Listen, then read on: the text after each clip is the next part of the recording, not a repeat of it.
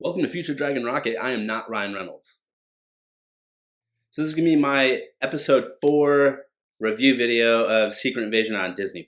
This was the shortest episode of the season so far, coming in at 38 minutes. This episode is titled Beloved. Let's get into it. Right away, of course, spoiler alert, Gaia, Emilia Clarke's character, is alive. Apparently, last episode, she actually went off screen into Gravik's experimental chamber and gave herself Extremis, so she survived that gunshot wound to the heart by having Extremis in her system. Who knows if she has the other 3 powers in her system or not. Then we get another flashback again, another Nick Fury flashback, this time to the year 2012, which is a pinnacle year in the whole MCU because that's the Battle of New York.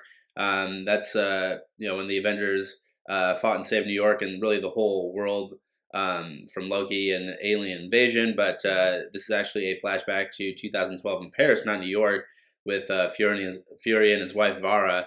And of course the events of the Battle of New York are on the French newspaper. And they start talking, kind of character building, and they revisit this conversation later on in the episode. Talking about this poem in the book, just kind of establishing who's who, real identity in the whole shapeshifter world nowadays. And wow, so Vara, Nick Fury's wife, meets up at St. James Church with the Skrull version of Rhodey, who tells her to straight up kill him. And if you don't kill your husband, if you don't kill Fury, we're going to kill you. And this Skrull version of Rhodey is possibly funnier than the real Rhodey. Is talking about a DDT off the top rope like the Undertaker. That was a real Easter egg right there. So much Rhodey in this episode. James Rhodes, Rhodey, War Machine. He's been in the MCU since the start, really, since Phase 1. The next scene, we see Rhodey, the Skrull version of Rhodey, coming out of the shower. Just kind of looking disgusted in the mirror. Can't believe I have to keep doing this. We have to keep pretending to be humans instead of just taking over the Earth or whatever. But Fury's waiting for the Skrull version of Rhodey in the hotel room and with some pretty good liquor.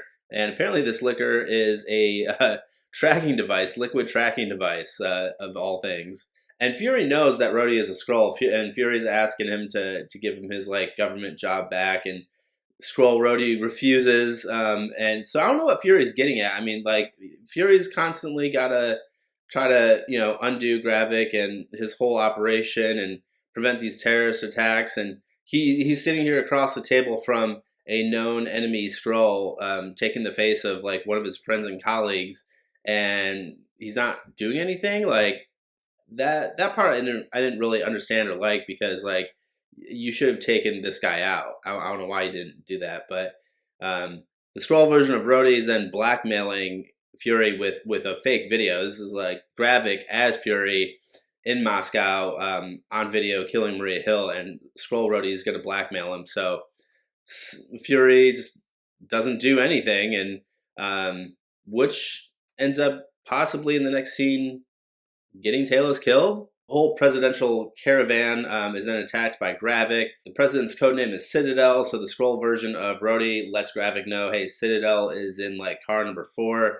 It gets shot at, it gets hit, it gets flipped over.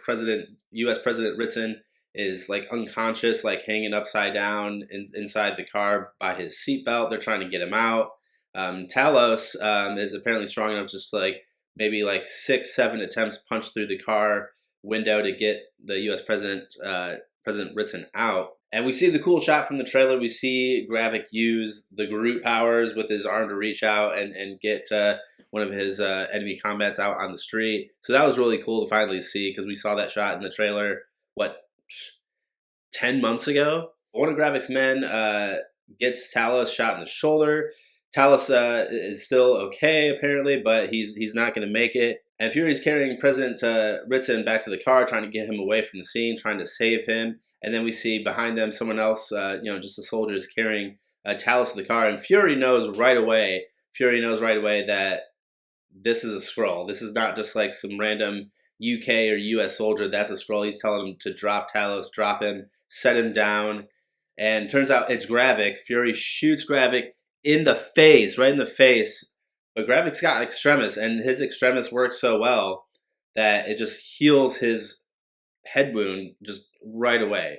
Crazy healing factor here. It seems like the Skrulls, use Extremis even better. Extremis works on Skrull bodies even better, maybe because they already have that kind of shape-shifting part of their DNA mixing with that like limb growing factor in the Extremis. And none of this looks good for Fury. I mean, they already have video to blackmail him, shooting Maria Hill, like he's walking away with like an injured U.S. president when he's not even like technically a government employee anymore because Skrull Rhodey fired him. But things are not looking good. I was surprised that this whole like action sequence with the president's caravan took place in episode 4. So we still have episode 5 and then the finale to do all kinds of more things in this story. But let me know in the comments who you think might still make a cameo in this series, this short limited series. Will we see Val? Will we see Agent Carter? Will we see Quake? Who are we going to see? What's going to happen in the finale? Is Gravik going to survive? Is it going to be imprisoned? Is Talos going to survive? How are we going to see these characters play out going into November when the Marvels hits theaters? Let me know in the comments. Thanks so much for watching Future Dragon Rocket. Subscribe, like, comment, and share. Please. Thank you.